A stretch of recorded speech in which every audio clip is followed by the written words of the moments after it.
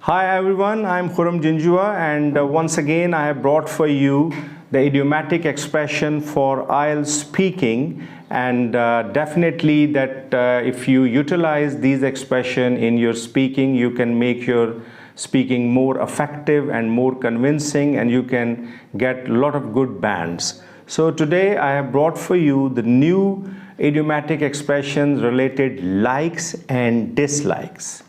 Yes, whenever you have to explain your liking and disliking in speaking, you can utilize these expressions. The first one is, it's the bee's knees. Yes, it's the bee's knees mean it's a great. So have you visited the Murray Hills? Well, I visited last summer. It's the bee's knees. You can utilize that. I visited last summer and it's the bee's knees.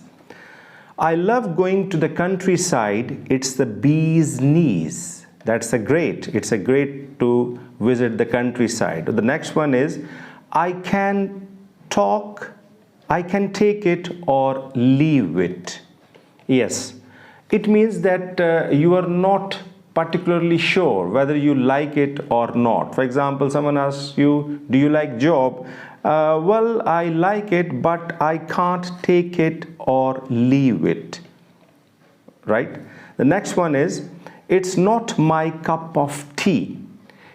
It's not my cup of tea mean that it's not my taste or it's not my interest. For example, I don't like it. It means that I don't like it. Do you like shopping? No, it's not my cup of tea. Do you enjoy rainy weather? No, it's not my cup of tea. And you can utilize these expressions when you have to explain your disliking. So you can say it's not my cup of tea when you don't like anything.